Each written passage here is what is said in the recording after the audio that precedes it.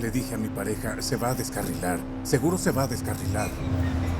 Me levanté como un resorte porque la cama se movió como si hubiera ocurrido un sismo. Me levanté, salí de la habitación y de la casa.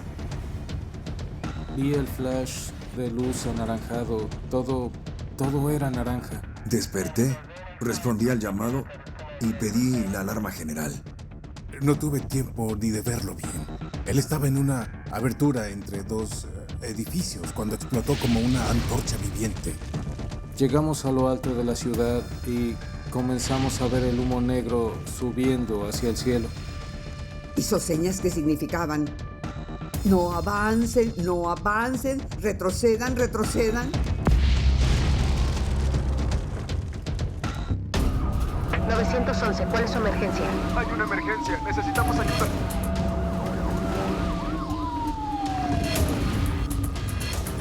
Una sección de la autopista se derrumbó.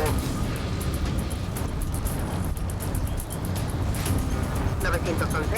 Hubo un accidente, hay muchos heridos. ¿Qué sucedió?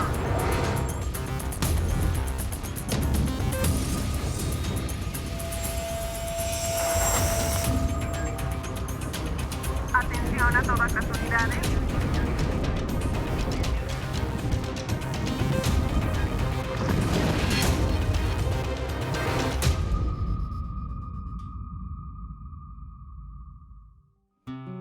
Soy bombero desde 1984, hace casi 34 años. Ahora soy el director general del Instituto de Protección contra Incendios de la ciudad de Quebec. Es una escuela de bomberos aquí en la provincia.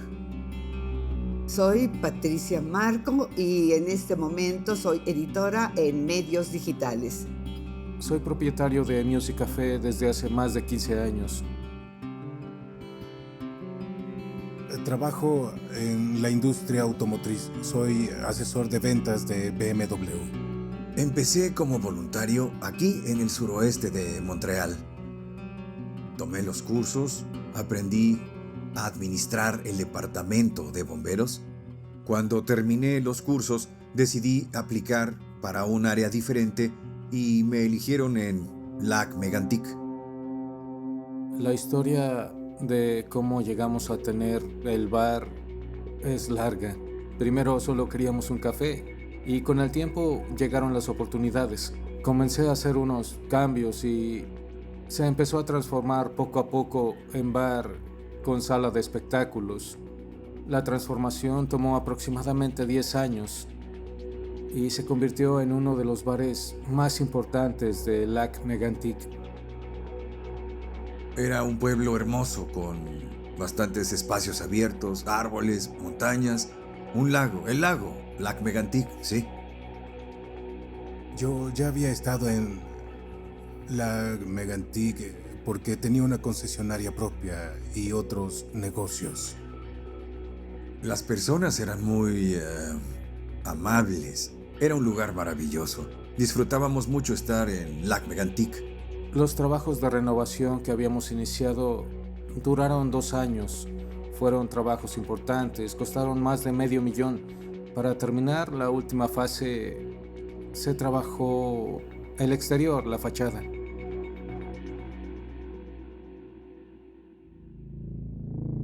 Aunque mayormente estaban desconectadas, las vidas de estos individuos se cruzarían una tarde de verano, en lo que se volvería una horrible tragedia inconmensurable, algo que este pacífico pueblo jamás hubiera creído posible. Era viernes, así que hacía mi trabajo en la oficina y me reuní con unas personas. Revisé el inventario y el camión. Y en la noche fui a casa. Ese fue el último fin de semana que estuve en servicio antes de las vacaciones.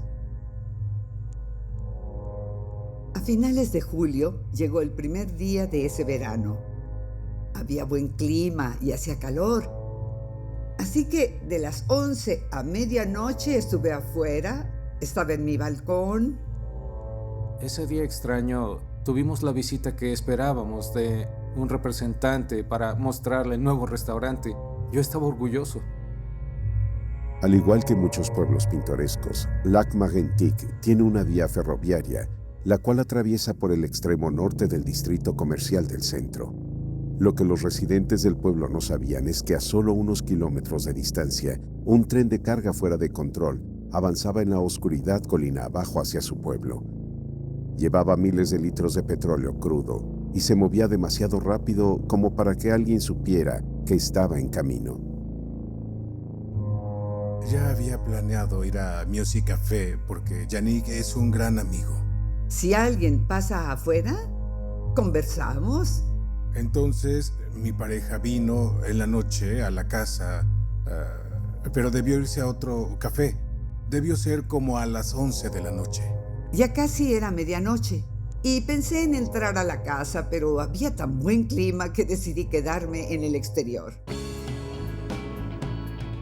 Esa noche había una gran fiesta, porque esa noche había dos de los cantautores más famosos de Lac Mégantic. Todos estaban emocionados por verlos, era una locura. Había un gran ambiente, grupos de gente que venían a conocer a los artistas. Yo fui a ver a los cantautores porque ya los conocía. Los clientes de Music Café disfrutaban de la noche sin saber lo que se acercaba hacia ellos.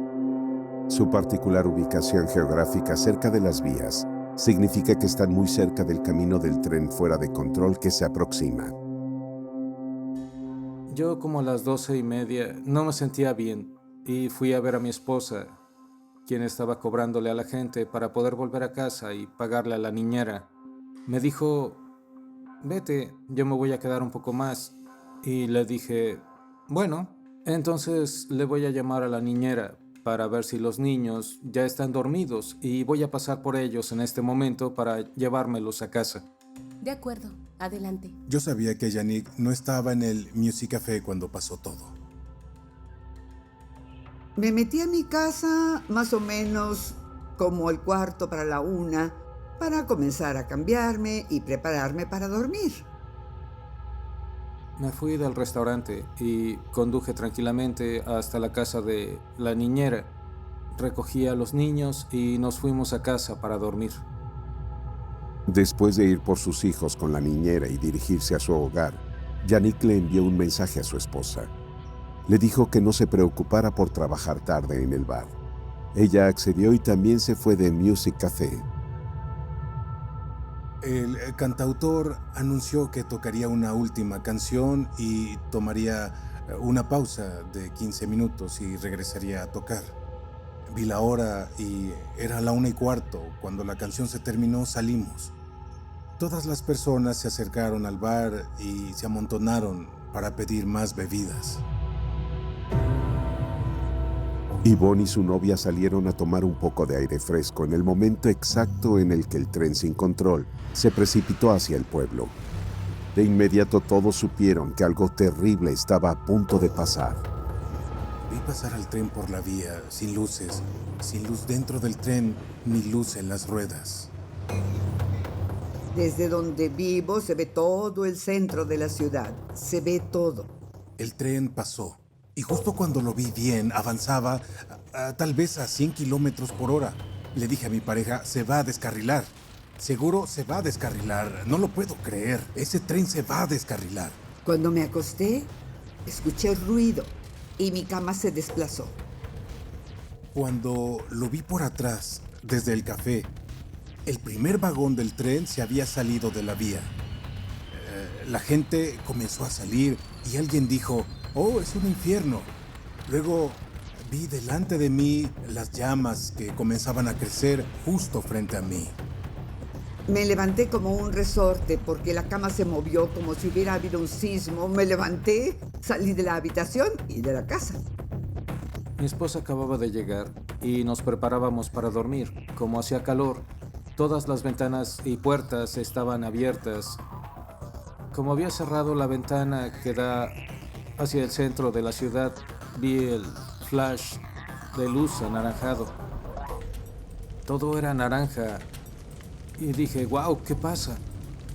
Tal vez fui a la cama a las 11 y el radio fue lo que me despertó.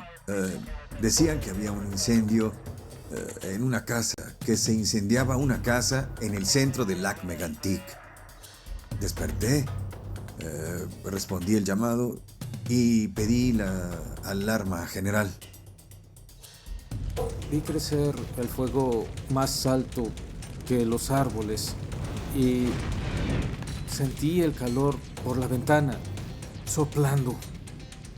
Para entonces recibíamos más y más información. Me dijeron que una gran parte del centro estaba en llamas. Me levanté, salí a la estancia y fue cuando vi el muro de llamas con humo negro. Y dije, santo cielo, ¿qué es eso? A finales de julio llegó el primer día de ese verano. Había buen clima y hacía calor. Esa noche había una gran fiesta porque había dos de los cantautores más famosos del Lac Mégantic. Todos estaban emocionados por verlos, era una locura. Vi la hora y era la 1:15. Cuando la canción se terminó, salimos. Nos preparábamos para dormir. Como hacía calor, todas las ventanas y puertas estaban abiertas.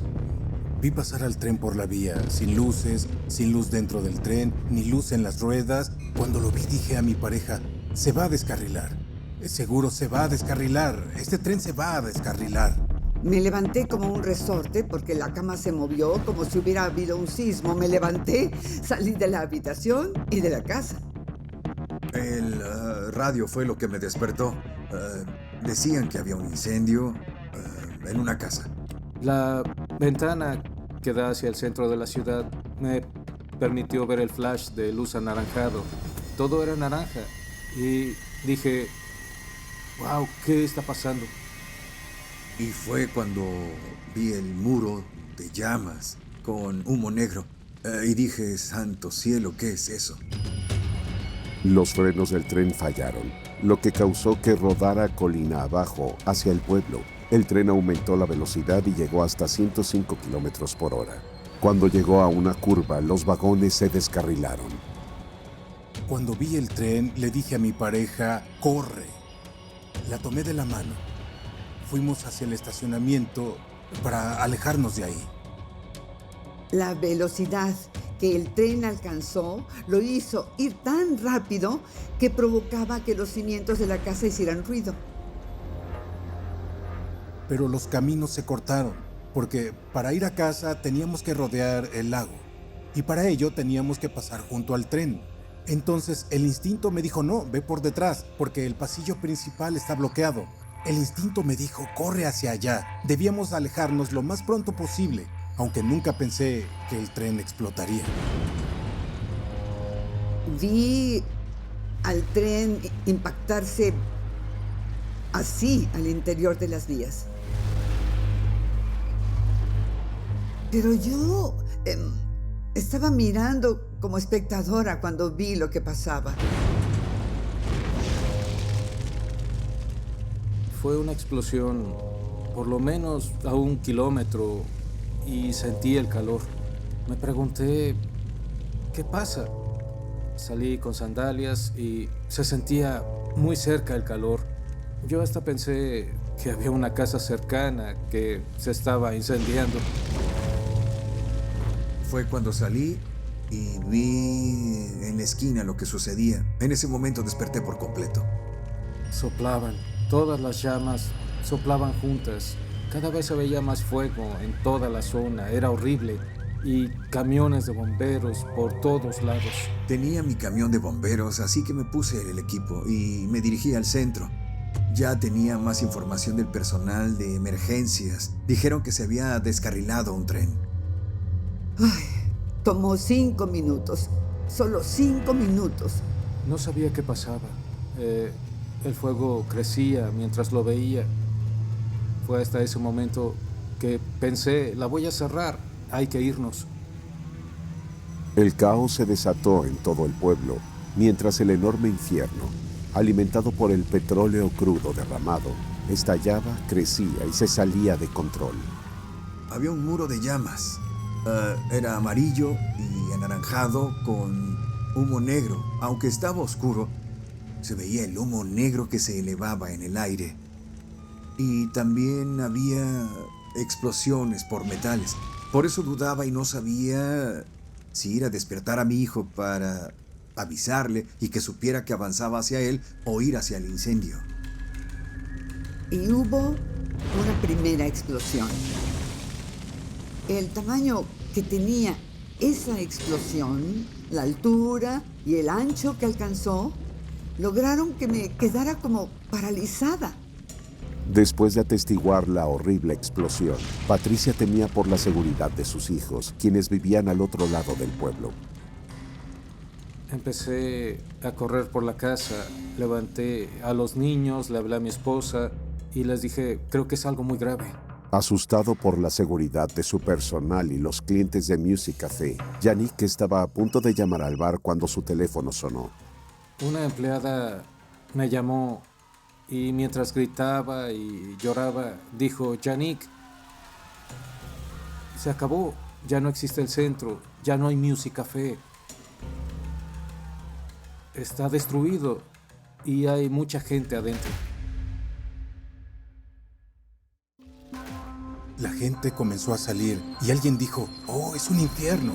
Luego vi delante de mí las llamas que comenzaban a crecer justo frente a mí. Cuando vi el tren, le dije a mi pareja, ¡corre! Y la tomé de la mano. Fue una explosión, por lo menos a 1 kilómetro, y sentí el calor. Ya tenía más información del personal de emergencias. Dijeron que un tren se había descarrilado. La velocidad que el tren alcanzó lo hizo y tan rápido que hizo que los cimientos de la casa hicieran ruido. Fue cuando salí y vi lo que sucedía. En ese momento desperté por completo. Cada vez se veía más fuego en toda la zona. Era horrible. Camiones de bomberos por todos lados. Se sentía la fuerza de la explosión. Quedé como paralizada. Estaba mirando como espectador cuando vi lo que pasaba. Le hablé a mi esposa y le dije, creo que es algo muy grave. Fue hasta ese momento que pensé, la voy a cerrar, hay que irnos. Por eso dudaba y no sabía en ese punto si ir a despertar a mi hijo para avisarle y que supiera que avanzaba hacia él y que saliera, o ir al incendio. El instinto me dijo, corre hacia allá. Debíamos alejarnos lo más pronto posible, aunque nunca pensé que el tren explotaría. Inmediatamente después del descarrilamiento, una explosión provocó un incendio que se salió de control. Después de eso fueron los otros vagones los que estaban uno después del otro. Era un gran problema. Pensé que algún grupo nos atacaba. Sé que no teníamos el equipo apropiado para extinguir el fuego. Denis rápidamente se dio cuenta de que el fuego había crecido más allá de lo que podría extinguir con su equipo. Si se puede contener el fuego en un área en específico, al mismo tiempo que se hace eso, se tiene que evacuar los otros edificios que estén localizados en las inmediaciones. En ese edificio no se podía realizar una intervención. Me dirigí al centro de la ciudad y cuando llegué a la altura de la iglesia, vi que no había nada que se pudiera hacer. Había un muro de fuego enfrente.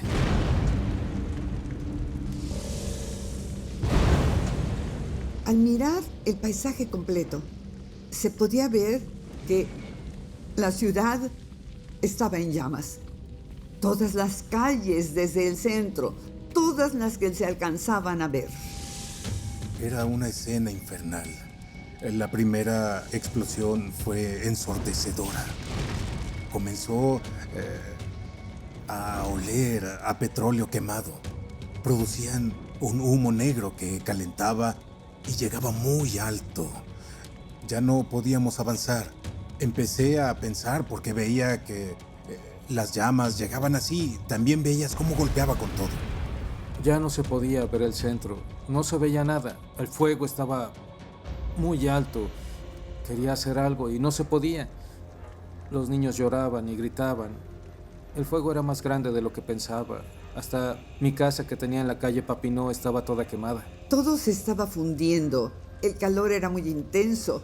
Yo no era capaz de irme corriendo hacia el lado contrario del fuego, ni de pensar hacia qué lado ir, y me quedé paralizada. La reacción de pelear, huir o quedar paralizado, lo que a menudo llamamos respuesta de ciervo ante faros, que es paralizarse en intentar minimizar el impacto, es una respuesta automática a una amenaza percibida. Todo eso pasó después de la primera explosión. Tomé a mi pareja, corrimos justo hasta un rincón del lugar. Eso nos salvó, porque continuó explotando. Empezaron a caer pedazos de tabique. El fuego saltaba demasiado cerca de nosotros. Comenzaron a caer cajas negras, hollín, cenizas, trozos de papel, muchos trozos de papel caían por todos lados. Pero estaban húmedos, como si se hubieran mojado de lluvia. Me ardían los ojos, me ardía la nariz cuando respiraba y también me ardía la garganta.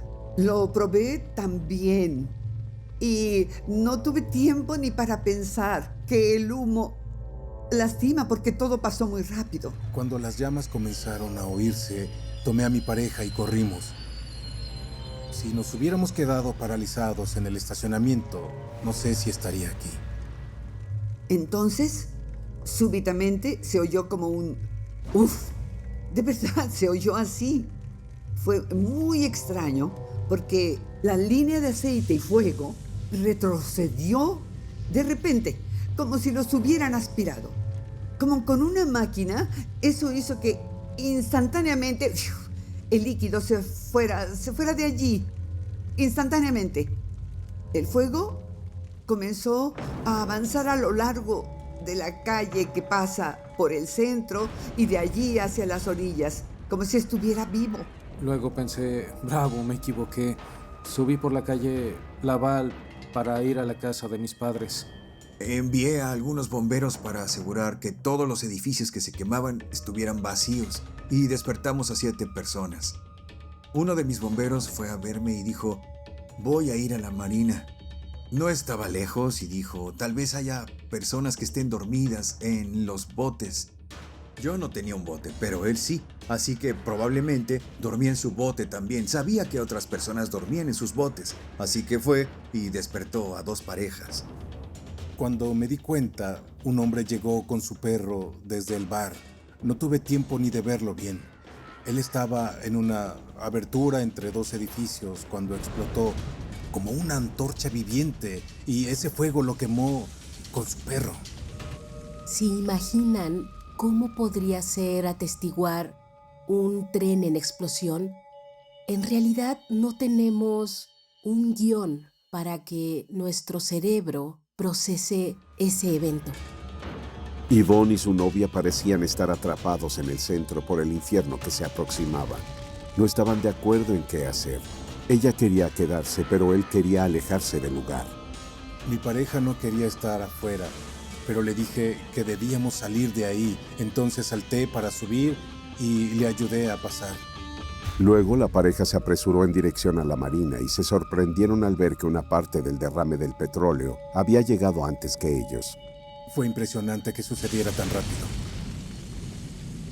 Yo sabía que estaba sola en ese sitio cuando recuerdo que escuché gritos. Ese sonido nunca lo había oído ni en películas de terror. Fue como si por instinto supiera que era el último sonido. Fue como si me congelaran, pero de repente dejé de estar paralizada. Cuando oí ese sonido, debí salir corriendo a salvar a los que oía yo gritar porque sufrían y sé que pude haber hecho algo por ellos. Las llamas llegaban muy alto. Continuó explotando. Empezaron a caer pedazos de tabique. El fuego saltaba demasiado cerca de nosotros. Después de eso fueron los otros vagones los que estaban uno después del otro. Era un gran problema. Sé que no teníamos el equipo apropiado para extinguir ese tipo de fuego. Me dirigí al centro de la ciudad y cuando llegué a la altura de la iglesia, vi que no había nada que se pudiera hacer. La primera explosión fue ensordecedora. Comenzó a oler a petróleo quemado. Todo se estaba fundiendo. El calor era muy intenso. Yo no era capaz de irme corriendo hacia el lado contrario del fuego y me quedé paralizada. Ya no se podía ver el centro, no se veía nada. El fuego estaba muy alto. Quería hacer algo y no se podía. Los niños lloraban y gritaban. El fuego era más grande de lo que pensaba. Hasta mi casa que tenía en la calle Papineau estaba toda quemada. Le dije que debíamos salir de ahí. Entonces salté para subir y le ayudé a pasar y corrimos hasta el lago. Ese sonido nunca lo había oído ni en películas de terror. Fue como si por instinto supiera que ese era el último sonido. El pequeño pueblo de Lac-Mégantic, en Quebec, Canadá, luchaba contra un horrible infierno. Alimentado por miles de litros de petróleo derramado, el fuego era tan poderoso y veloz que no podía ser extinguido, al menos no en ese momento. Paralizados con miedo, todos huían por sus vidas, mientras el hermoso pueblo literalmente explotaba a su alrededor. En esta amigable comunidad en donde todos parecían conocerse, la pesadilla tomó a todos por sorpresa. A las 3:45 teníamos fugas por el alquitrán. El metal se debilitó y eso hizo que se abriera. Todo el vapor entró y creó una nube enorme. Hubo una segunda explosión, pero esa explosión, en lugar de subir, se extendió así y la gente se puso a llorar y a gritar: ¡vámonos de aquí! ¡Vámonos de aquí! Recibimos una ola de calor y dije: oh por Dios, si la ola de calor está en camino, habrá una ola aún mayor después de eso. Así que llevé a algunos bomberos entre dos edificios para asegurarme de que estuvieran en un lugar más seguro. Las cejas se sentían como muy raro. Era el calor. Estuvimos expuestos mucho tiempo a él. Lo sentí desde la primera explosión y en la segunda, porque solo la construcción nos protegía. Si hubiéramos estado afuera como los otros, nos hubiéramos quemado. Había pasado ¿cuánto? Quizás 5 minutos en total. Tenía que correr. Iba a solo 2 casas de donde estaba la mía, donde vivía, y había tanto ruido que no se escuchaba si había alguien en problemas. Nos hacían señas que querían decir: no avancen, no avancen, retrocedan, retrocedan, no avancen. No había ninguna luz, ni nada de electricidad, ningún teléfono funcionaba. Le pedí prestado su celular a una mujer que estaba allí y ese tampoco funcionaba. Solicité que cortaran la electricidad porque no quería que hubiera alguna explosión provocada por el vapor del petróleo crudo al entrar en los cimientos de algún edificio. Así que solicité que la cortaran y con eso también se cortó nuestra comunicación. Al desconectar la comunicación y la energía, el sentimiento de estar atrapados en el pueblo era aún mayor, pero era una medida de seguridad necesaria. Mi pareja no quería estar afuera, pero le dije que debíamos salir de ahí. Entonces salté para subir y la ayudé a salir de ahí. La primera explosión fue ensordecedora. Comenzó a oler a petróleo quemado. Fue algo impresionante. No lo podré olvidar jamás. Es algo que vivirá siempre conmigo. Muchos de los bomberos me preguntaron si la iglesia se quemaba, pero les dije que no sabía. Había un muro de llamas, no podía ver a través de él. Y no teníamos comunicación con los bomberos del otro lado. En la costa norte había bomberos, había un teniente que estaba junto a 3 bomberos. La principal prioridad sería la seguridad personal y se refiere a la seguridad de los bomberos y de cualquier otra vida salvable. Sabía que existía el riesgo de perder a algunos bomberos. No sé cuánto tiempo pasó después de eso, pero comenzaron a escucharse voces que llegaban. Esas voces gritaban, lloraban, era muy triste. Me puse a caminar, avancé por la calle, huí. Todo estaba destruido. Había algunas personas confundidas y también otros corrían por todos lados. Algunos hacia el fuego y otros solo querían irse. Era toda una locura.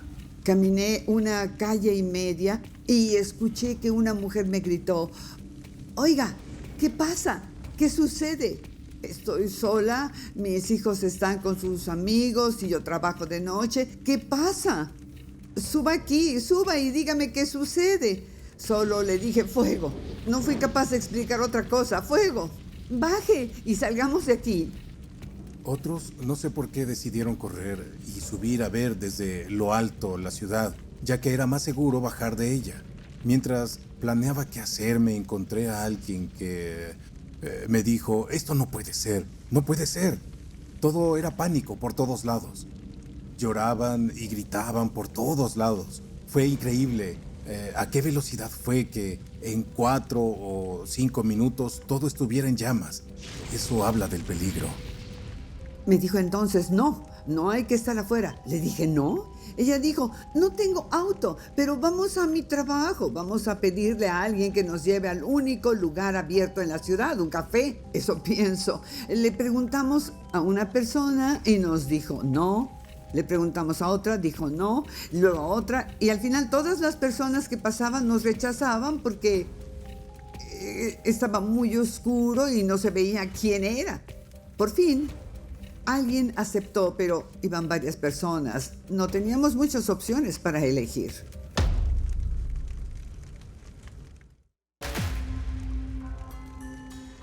Hubo una segunda explosión, pero esa explosión, en lugar de subir, se extendió y la gente se puso a gritar.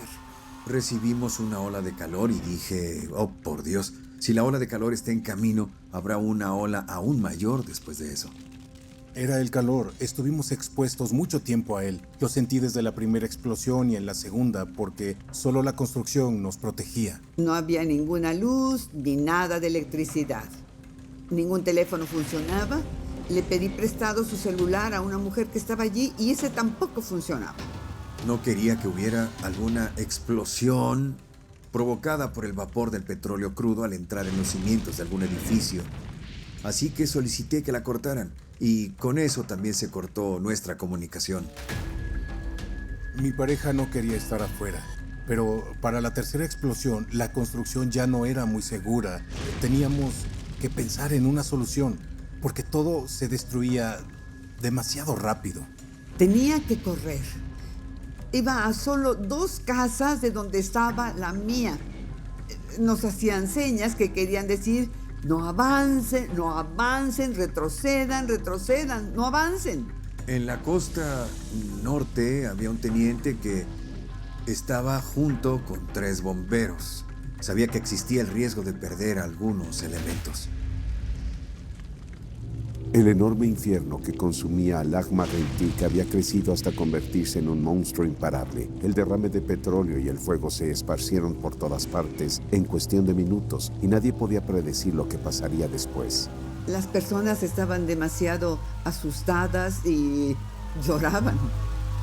Nosotros solo éramos 2, pero como ya dije, todos corrían para todos lados. Había tanto caos que hasta pensamos en la posibilidad de ir a lo alto de la ciudad. No había entendido que todos los que habían estado en el centro cuando explotó por causa del fuego murieron. Y fueron muchos. Al explotar era imposible que sobrevivieran y yo los conocía. Es seguro que en cierto momento el instinto me decía: sube, ve hacia lo alto, ve hacia lo alto. Pero cuando vimos el fuego decidimos correr hacia mi casa para poder alejarnos más, pero llegar hasta allá arriba no era la solución, porque tomaba demasiado tiempo y la velocidad a la que avanzaba el fuego era muy, muy rápido, sí. Todo fue muy desesperante. Tampoco sabía si mis hijos estaban aún con vida. Todo duró muchas horas. El viento cambió de dirección y el fuego se fue hacia el lago. Recuerdo la forma en que saltamos la barda y corrimos por el terreno porque teníamos que llegar al agua antes que el fuego. Sobre todo mi pareja dudaba de la solución de quedarnos en el agua para salvarnos. Además, quedarnos sobre el barco era mejor que estar en el tráfico y ya no teníamos opciones. Ya estábamos ahí. ¿Qué hicimos sobre el barco? Nos quedamos a bordo. Había un par de remos porque era un barco deportivo y con ellos podíamos movernos y alejarnos. Alguien nos llamó y nos dijo que fuéramos a Valero. Valero es una compañía de refinería y tenían un poco de espuma. Y claro, fuimos y los contactamos. Ellos dijeron, sí, tenemos 30,000 litros de espuma.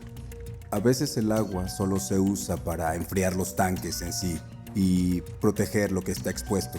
Después de eso, dependiendo del material, puede que se necesite un tipo específico de espuma contra incendios que se le agrega al agua, que cubrirá cualquier material que sea y lo sofocará, dependiendo de dónde esté. Fuimos a ver al gerente y al alcalde municipal y les dijimos que podíamos implementarlo. No sabíamos si iba a funcionar, pero sabíamos que les costaría unos $300,000.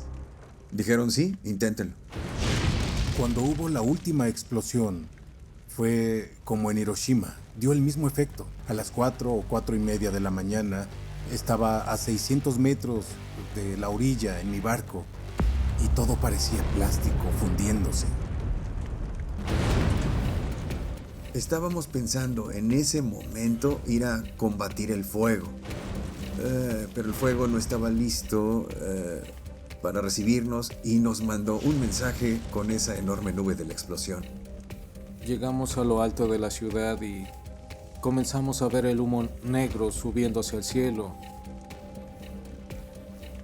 No estuvimos en la sala polivalente, todos iban a la polivalente, ya que allí se reúnen para ver si allí encuentran a la gente desaparecida. Fue un accidente muy triste.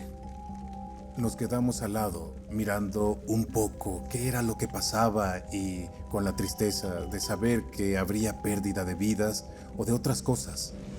Todo pasó muy rápido. Estábamos a salvo, pero no todos tuvieron la posibilidad ni el tiempo. Sabes que perder gente que conoces es muy, muy triste. Es algo terrible. Tuvimos a más de 1,000 bomberos durante todo el desarrollo. Hubo cerca de 150 bomberos al día en la primera semana. Yo no podía olvidar el incendio. Lo que pasó alrededor fue en verdad muy estresante en general. Decidí que eso sería todo. No podría tolerar más el estrés, más tiempo y dije, es hora de parar. Tardé 10 meses en recuperarme. 5 años después, aún vemos las secuelas. No lo hemos superado. Aún hay muchos problemas. Lo bueno es que tomó 1 o 2 años para reconstruir y no más tiempo. Los que vivieron la crisis sufrieron las consecuencias. Muchos de mis amigos murieron los años siguientes. Hubo un periodo en que iba a las funerarias todos los fines de semana. Después de un evento en el que alguien logra sobrevivir y otros pierden la vida o salen severamente heridos, al intentar entender por qué, a veces la culpa del sobreviviente puede ser una respuesta en donde la persona experimenta un profundo sentido de culpa por haber sobrevivido cuando otros no lo lograron. Hoy los recuerdos casi se esfumaron, pero siempre hay algo que los detona, algo que me lleva de vuelta a Lac Mégantic. Será parte de mi vida. En la actualidad, Lac Mégantic fue reconstruido y una vez más es una comunidad hermosa y fuerte, pero para muchos la cicatriz aún permanece, junto con el recuerdo de las 47 personas que perdieron la vida en la tragedia. Pasaron varias semanas, me sentía solo y pensaba en eso. ¿Qué haré? ¿Reconstruir? ¿Para qué? Actualmente El Music Café tiene 4 años que se reconstruyó. Quiero el ambiente que había antes. Espero que regrese algún día, con el tiempo. Me digo que con el tiempo volverá a ser lo que era porque aún no lo es. Hablar es sanar. Así que cuando das conferencias como yo lo hice, eso me ayudó a superarlo. En algún momento lo entendí. Al fin una razón para superarlo. Soy una sobreviviente. Y no hubo persona alguna que muriera de mi familia. Si hubiera estado sola, ella hubiera muerto. Mi esposa todavía se acuerda de lo que pasó. Aún ella me dice, fuiste tú quien me salvó. Porque si hubiera estado en el otro café sola, no hubiera sobrevivido mucho tiempo. No hubiera salido. Hubiera esperado adentro. Qué bueno que al final decidí acompañarla. ¿Por qué pasan las cosas así? Es mi pregunta desde entonces. Agradezco también a todos aquellos que sacrificaron años de su vida después, ayudando a todas esas personas a las que esa situación les cambió completamente la vida. Hoy en día, tengo la suerte de poder ayudar a entender que todos somos capaces de recuperarnos. Sí, no es la misma banqueta, sí, no es la misma fachada, sí, no es el mismo árbol, pero aún tenemos el lago, aún tenemos las montañas que nos rodean. Aún hay personas.